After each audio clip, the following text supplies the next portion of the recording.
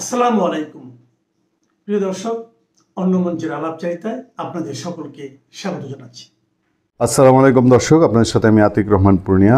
বাংলাদেশ ভারত সম্পর্ক এবং নতুন টানটান উত্তেজনা এবং সীমান্তে ভারতের আমাদের দিকের সেন্সে অস্বাভাবিকই বলবো, একটা অস্বাভাবিক নাড়াচাড়া, তাদের সেনা মোতায়েন, বিপুল সংখ্যক সেনা মোতায়েন, নতুন 3টি গ্যারিসন প্রতিষ্ঠা করা, আমরা যাকে সোজা বাংলায় ক্যান্টনমেন্ট বললে বুঝবো, অথবা সেনা স্টেশন করা এবং আরও অনেক রকম পদক্ষেপ, আকাশ সীমা নিয়ে নানান রকম নাড়াচাড়া, এইসব বিষয়ের মধ্যে একটা প্রশ্ন খুব স্বাভাবিকভাবেই ওঠে যে আসলে ভারত কী করতে চাচ্ছে, কী প্রেক্ষিতে ভারত কী বোঝাতে চাচ্ছে। আমরা তো যে কোনো বাস্তবতায় অর্থনীতি, সামরিক শক্তি, জনসংখ্যা বা বৈশ্বিক অবস্থানের দিক থেকে আমরা ভারতের কাছে খুব ছোট একটা জায়গা, খুব ছোট। ভারতে আমাদের মতন আমাদের চেয়ে বড় বড় 24টা প্রদেশ তাদের আছে।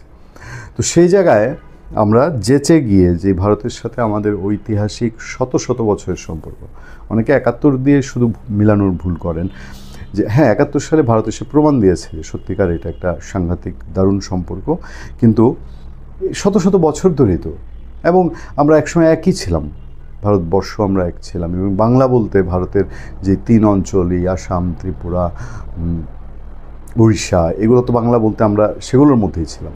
এটা সে ব্রিটিশদের ভারত ভাগের যেই একটা কোটো চালে, আর নাহলে মানচিত্র অন্যরকম হতে পারতো।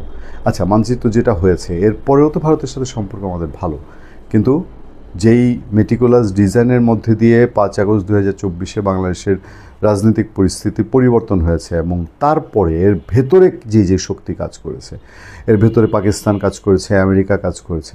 পাকিস্তানের সাথে যুদ্ধ করেই আমাদের বাংলাদেশের জন্ম হয়েছে। এই আমেরিকা বাংলাদেশের জন্ম যেন না হয় সেটার জন্য আপ্রাণ চেষ্টা, এবং সবশেষে তার সামরিক সর্বোচ্চ শক্তি ব্যয় করার চেষ্টা করেছে, কূটনৈতিক সর্বোচ্চ শক্তি ব্যয় করেছে। হেরে যাওয়ার পরে আমেরিকা এই হারটা মনে হয় তার পরাজয় হিসাবে দেখেছে।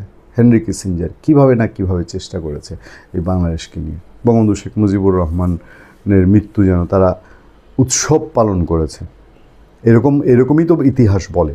তো সেই জায়গায় এসে বাংলাদেশ ভারতের যে সম্পর্ক, এই ইউনূস সরকারের হাত দিয়ে, এবং বেসিক্যালি ডক্টর ইউনূসের কর্মতৎপরতা, তার মুখের কথাবার্তায়, এটা খুবই একটা অবাক করা ঘটনা। এবং এই সিচুয়েশানটা আমরা কখনোই কল্পনাও করিনি, কল্পনা করিনি বলেই আমাদের কাছে এখন মনে হয় যে এই যে ভারত যেগুলো করছে এগুলো কিসের আলামত, কিসের লক্ষণ। অনেকেই আমরা যখন লাইভ শোতে বসি তখন প্রশ্ন করেন ভারত বাংলাদেশ কি যুদ্ধ হবে কি না। আসলে ভারত বাংলাদেশ যুদ্ধ হবে কি না এইটা অনেক অনেক লক্ষ ট্রিলিয়ন ডলারের প্রশ্ন।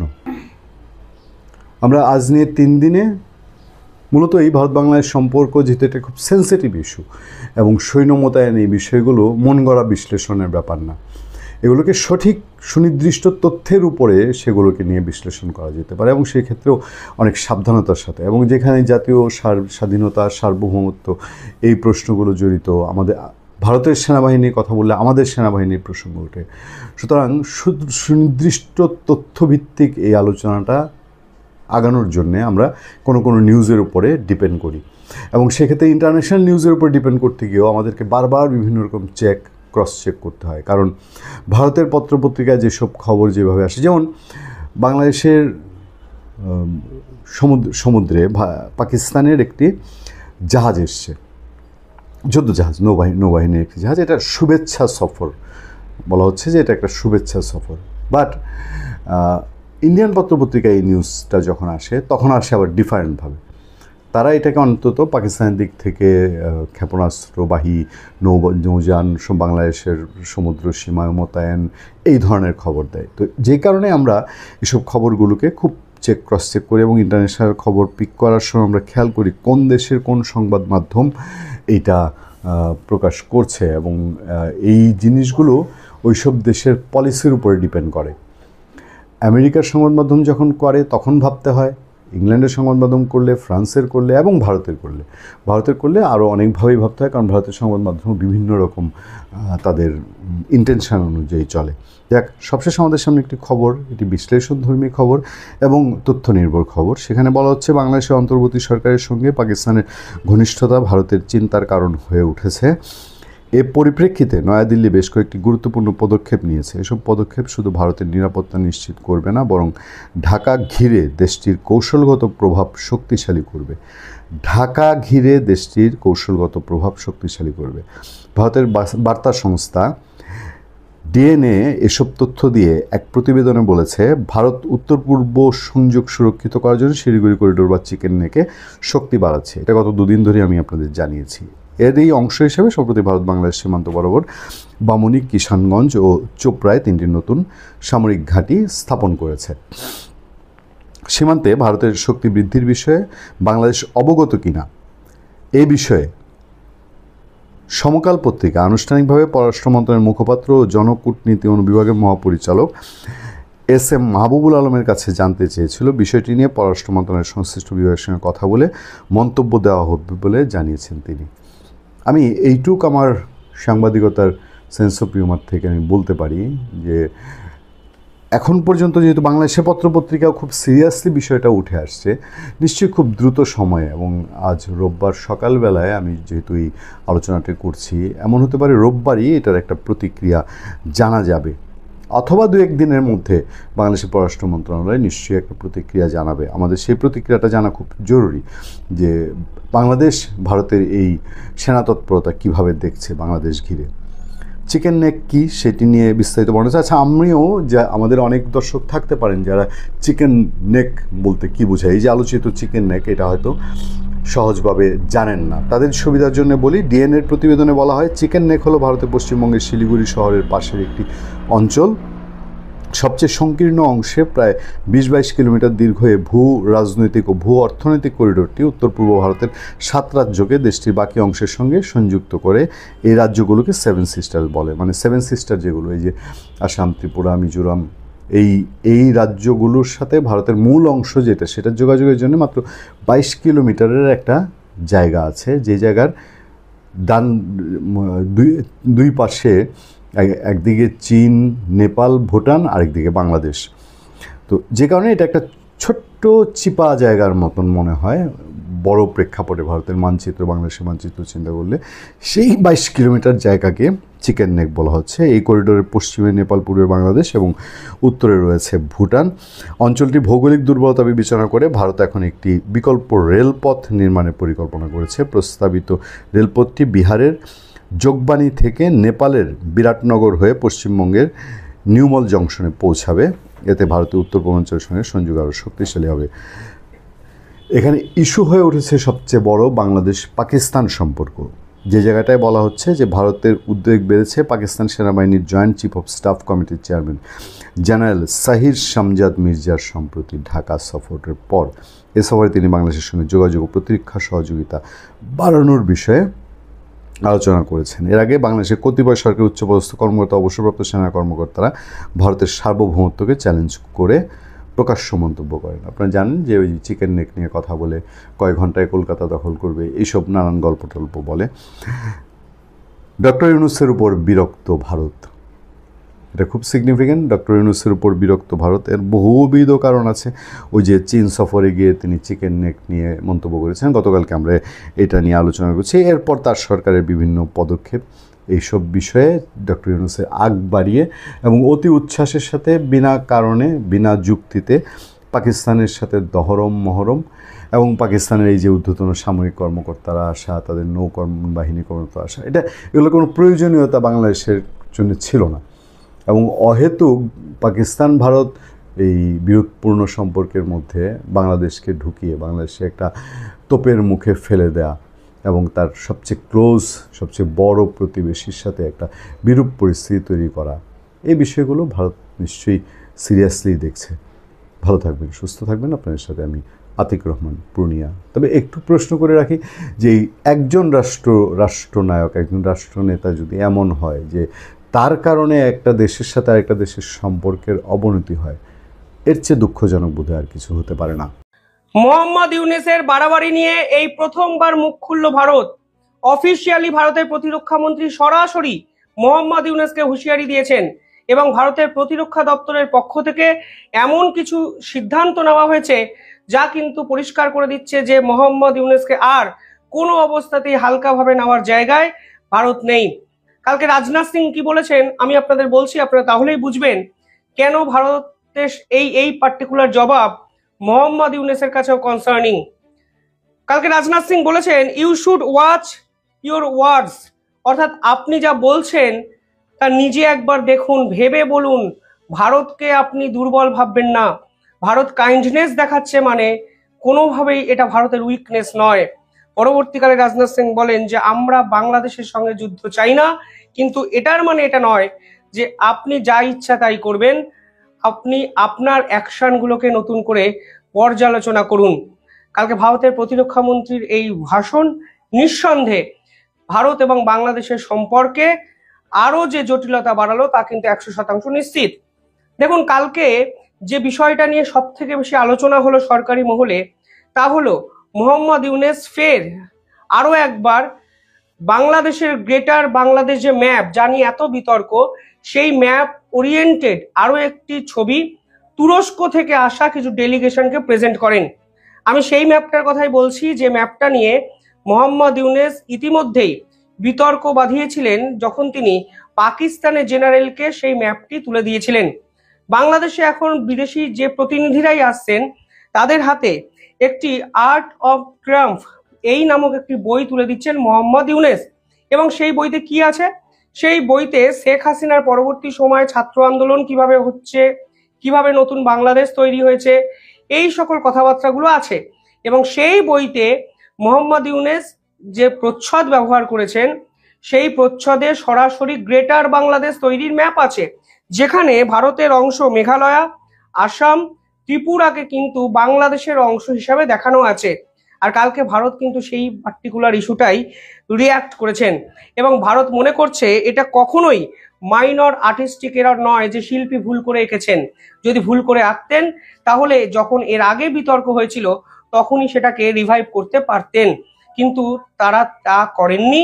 তারা কিন্তু ভারতকে ক্রমাগত উস্কানি দিয়ে যাচ্ছেন, কারণ তারা চাইছেন ভারত যদি বাংলাদেশের উপর কোনোভাবে অ্যাকশনে ঝাঁপিয়ে পড়ে তাহলে পুরো বিষয়টি নিয়ে তারা আন্তর্জাতিকরণ করতে পারবেন এবং সর্বোপরি পাকিস্তানের যা স্ট্র্যাটেজি, সেই স্ট্র্যাটেজি অনুযায়ী মোহাম্মদ ইউনূস ফের একবার মসনদে থেকে যাবেন। ভারত বিরোধিতা আবেগকে কাজে লাগিয়ে মোহাম্মদ ইউনূস যদি যুদ্ধ খেলায় মেতে পারেন তখন কিন্তু দেশের সাধারণ মানুষের কাছে যাবতীয় ব্যর্থতা ঢেকে তিনি ফের একবার মসনদে এদিক ওদিক দিয়ে বসার চেষ্টা করতে পারেন। কালকে রাজনাথ সিং আর কি বলেছেন? রাজনাথ সিং বলেছেন উই ওয়ান্ট পিস, আমরা শান্তি চাই। We are capable of responding firmly, কিন্তু আমরা জবাব দিতে পারি, আমরা জবাব দেওয়ার মতো আমাদের ক্ষমতা কিন্তু আছে।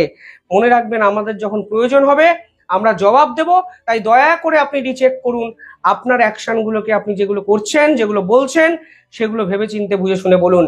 অর্থাৎ ভারতের প্রতিরক্ষা মন্ত্রী এই প্রথমবার বাংলাদেশের ইস্যু নিয়ে কড়া একটি অবস্থান পোষণ করলেন।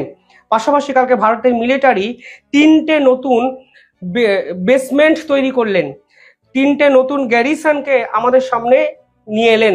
এবং আপনারা যদি স্ট্র্যাটেজিক্যালি এগুলো বোঝেন, জায়গাগুলো, জিওগ্রাফিক্যাল অবস্থানগুলো যদি বোঝেন, তাহলে দেখবেন ভারত কিন্তু এবার শিলিগুড়ি করিডর এবং চিকেন স্নেককে নিয়ে অত্যন্ত গুরুত্বপূর্ণ কিছু সিদ্ধান্ত নিতে চলেছে।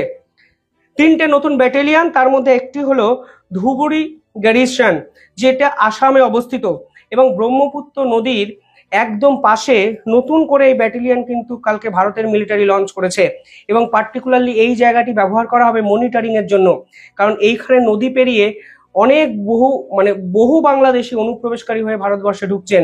ফলে সব মিলিয়ে ভারতের সেনাবাহিনী এই অঞ্চলে এখন ডিপ্লয় করা হয়েছে, বুঝিয়ে দেওয়া হয়েছে যে শুধুমাত্র সীমান্তে অনুপ্রবেশকারী নয়, এই অঞ্চল থেকে বাংলাদেশ বর্ডারকেও কিন্তু কড়া সার্ভেলেন্সের আওতায় ভারত রাখবে এবং তার জন্যই এই নতুন ব্যাটালিয়ন কিন্তু ভারত ইন্ট্রোডিউস করলো।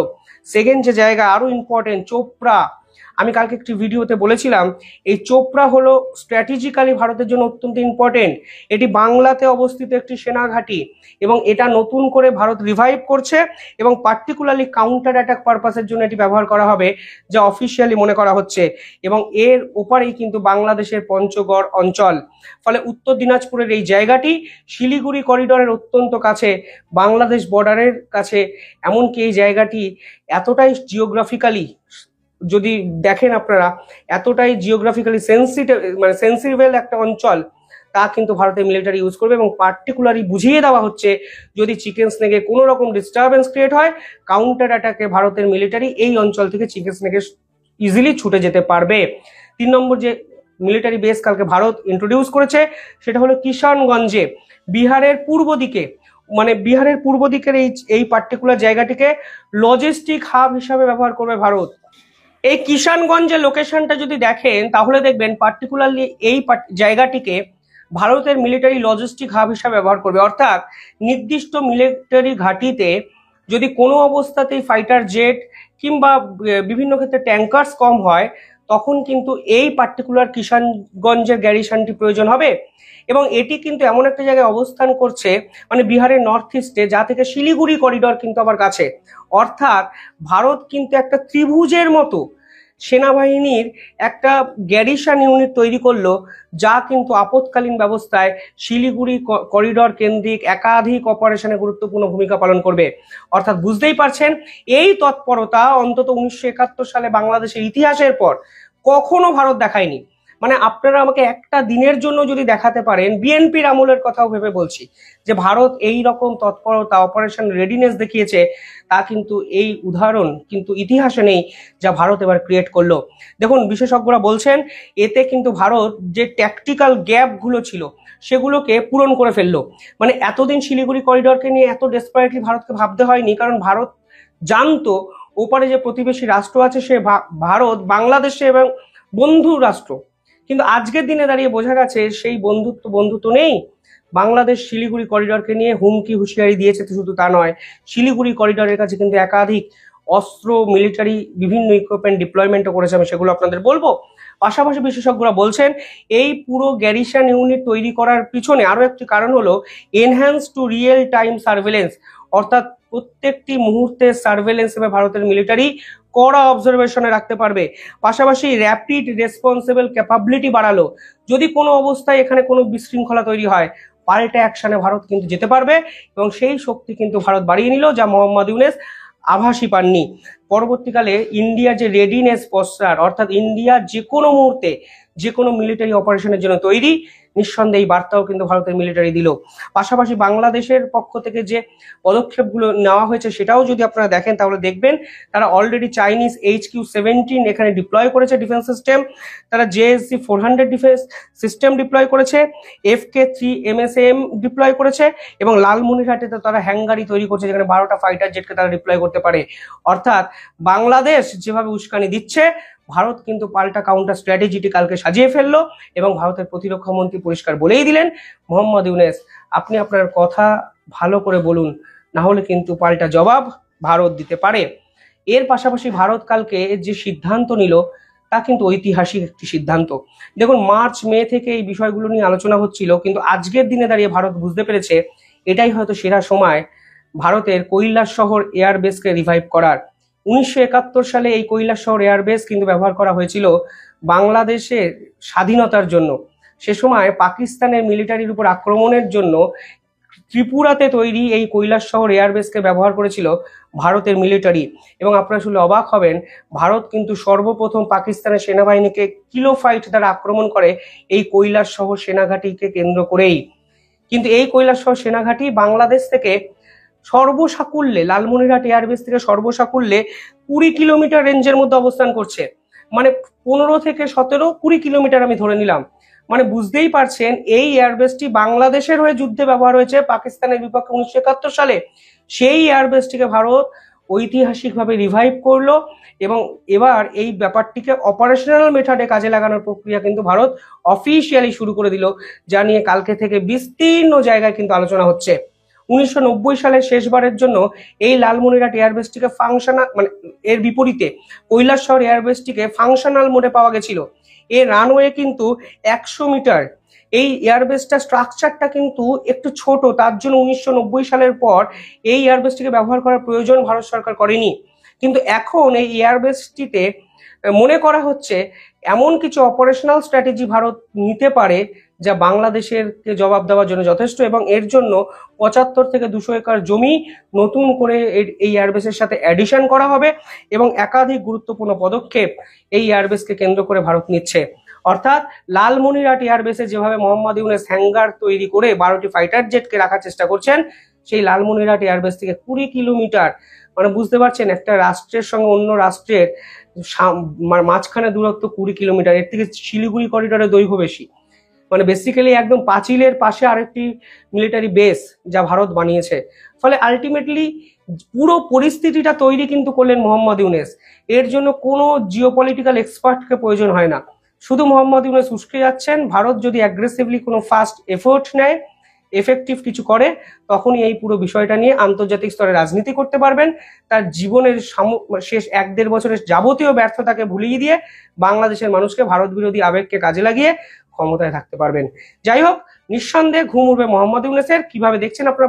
সত্যিকার অর্থে দিন যত ঘনিয়ে আসছে, আওয়ামী লীগের কর্মসূচি আসছে, দেশের পরিস্থিতি সত্যিকার অর্থে ঘোলাটে হয়ে উঠছে এবং ইউনূস সরকার এক প্রকার পাগল প্রায় হয়ে উল্টা পাল্টা রিয়াক্ট করা শুরু করে দিয়েছে ইতিমধ্যে। যার দরুন পুলিশ, বাংলাদেশ পুলিশ, আমাদের যে সরকারের প্রধান আইন শৃঙ্খলা, সিভিল আইন শৃঙ্খলা রক্ষার প্রধান দায়িত্বপ্রাপ্ত যে ফোর্স পুলিশ, 2 লক্ষাধিক পুলিশ সদস্য, তাদের প্রতি আস্থা রাখতে পারছে না ডক্টর মোহাম্মদ ইউনূস সরকার।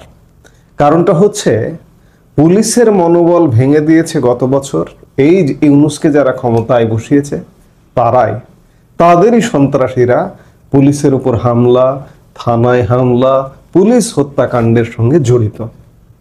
এরা মনেই করছে যে এই পুলিশ আমাদেরকে কি সুরক্ষা দেবে, আর সুরক্ষা দেবে না বলেই নিজস্ব মিলিশিয়া বাহিনী গঠন করেছে। এবং আসন্ন আওয়ামী লীগের যে লকডাউন কর্মসূচি আগামী 13 নভেম্বর দেওয়া হয়েছে, সেটি দমনে নিজস্ব বাহিনী নামানোর পরিকল্পনা ইতিমধ্যে চূড়ান্ত। আন্তর্জাতিক অপরাধ ট্রাইব্যুনালে বাংলাদেশের নির্বাসিত প্রধানমন্ত্রী শেখ হাসিনার বিরুদ্ধে রায় ঘোষণাকে কেন্দ্র করে আওয়ামী লীগের ডাকা 4 দিনের বিক্ষোভ কর্মসূচিতে সম্ভাব্য সহিংসতা মোকাবেলায় রাজধানী ঢাকায় প্রায় 7,000 পুলিশ সদস্য মোতায়েনের এক বিশেষ পরিকল্পনা গ্রহণ করা হয়েছে। 7,000 পুলিশ সদস্য, এটা বলতে এটা বোঝানো হচ্ছে ওই যে নিজস্ব বাহিনী, মিলিশিয়া বাহিনী, এদেরকে পুলিশের পোশাকে নামানো হবে। ভারতীয় গণমাধ্যম নর্থ ইস্ট নিউজের চন্দন নন্দী এমন তথ্য দিয়েছে। নর্থ ইস্ট নিউজের হাতে আসা বাংলাদেশ পুলিশের একটি বিশেষ নথি থেকে এই চাঞ্চল্যকর তথ্য জানা গেছে।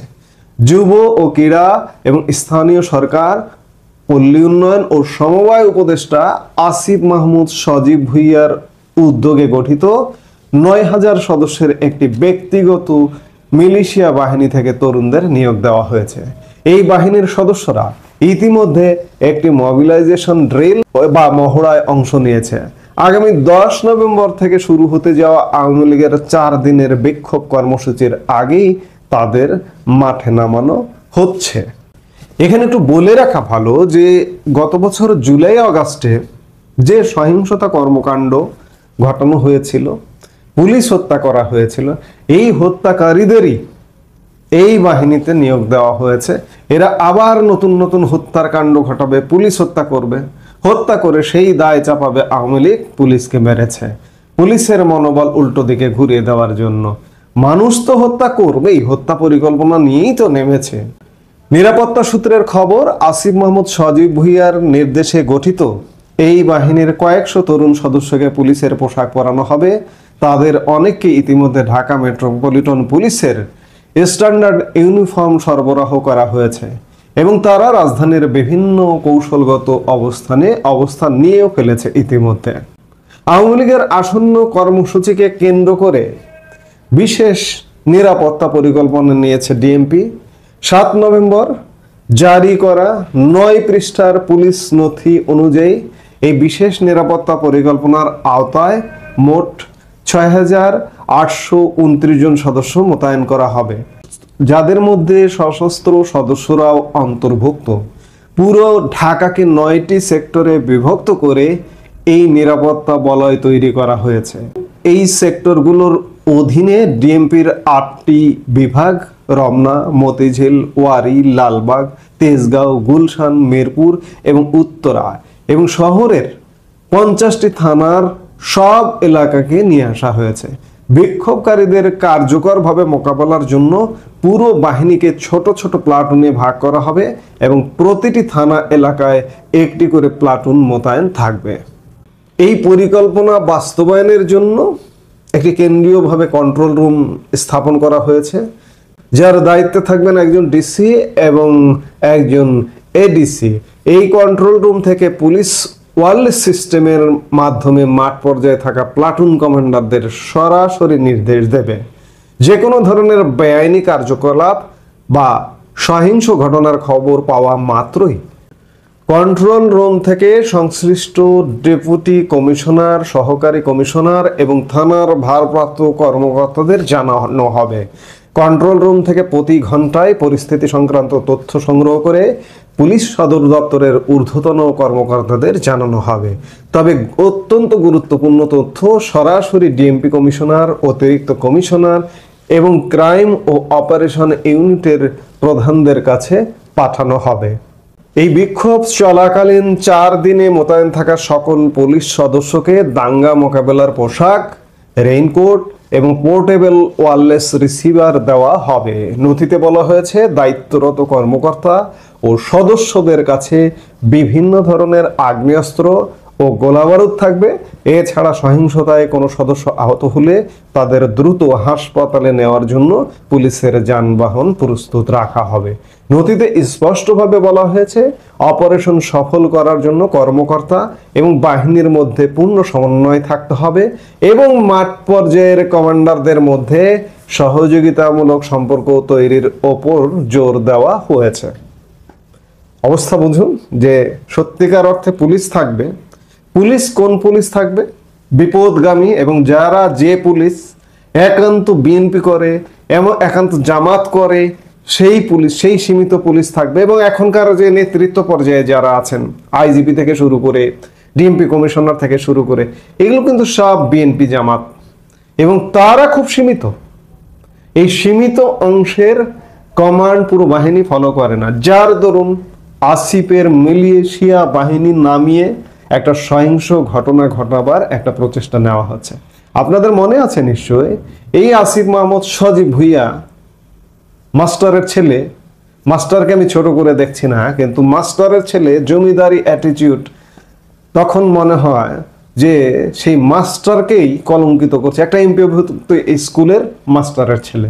আপনারা জানেন অবস্থানটা, অর্থনৈতিক অবস্থানটা কি, এই জন্য এটি উল্লেখ করা। মাস্টারকে অবমাননা করা আমার উদ্দেশ্য নয়। আমার মাস্টাররা, স্কুল মাস্টাররা আমার পরম শ্রদ্ধার, পরম সম্মানের। আমি অবস্থানটা বোঝাতে চাইছি যে আসিফ মাহমুদ সজীব ভুইয়া রাজপুত্র, পাপখানা এমন। এই গত গোপালগঞ্জ ট্র্যাজেডি যখন ঘটল, এই ছেলেটি স্বরাষ্ট্রের সঙ্গে তার কোনো সংশ্লিষ্টতা নেই। স্বরাষ্ট্র মন্ত্রণালয়ের উপদেষ্টা জাহাঙ্গীর আলম চৌধুরীর সাথে বসে পুলিশ হেডকোয়ার্টারের কন্ট্রোল রুমে বসে গোপালগঞ্জ হত্যাযজ্ঞের নির্দেশনা দিচ্ছিল। এই ছেলেটি এবারও সেই পরিকল্পনা নিয়েছে যে আগামী আসন্ন যে আওয়ামী লীগের কর্মসূচি, সেই কর্মসূচিকে কেন্দ্র করে বাংলাদেশে রাজধানী ঢাকায় একটা ব্যাপক হত্যাযজ্ঞের পরিকল্পনা। কাজেই এই হত্যাযজ্ঞের পরিকল্পনা থেকে অবশ্যই সাবধানে থাকতে হবে এবং একই সাথে অনেক ইতিবাচক দিক আছে। পুলিশ নামছে না, আসলে পুলিশ বাধা দেবে না, সেনাবাহিনী বাধা দেবে না। সেনাবাহিনী এক প্রকার ডিসাইডেড যে সেনাবাহিনী কোনো বল প্রয়োগ করবে না, কারণ সেনাবাহিনী এই মুহূর্তে যে পরিমাণ চাপের মধ্যে আছে, এই চাপের অংশ হিসেবে সেনাবাহিনী উঠে যেতে শুরু করেছে এবং আগামী 5-7 দিনের মধ্যে সেনাবাহিনীর আরেক ধাপে ম্যাজিস্ট্রেসি পাওয়ার আসবার কথা। যে অর্ধেক সীমিত সংখ্যক সেনাবাহিনী মাঠে আছে, তারা ম্যাজিস্ট্রেসি পাওয়ার নিয়ে থাকবে কি না। বিশ্বস্ত সূত্রের খবর যে আর ম্যাজিস্ট্রেসি পাওয়ার জারি হচ্ছে না, সেনাবাহিনী এটির পক্ষে নয়। তারপরেও নিশ্চিত হওয়ার জন্য 5-7 দিন নিশ্চয়ই অপেক্ষা করতে হবে।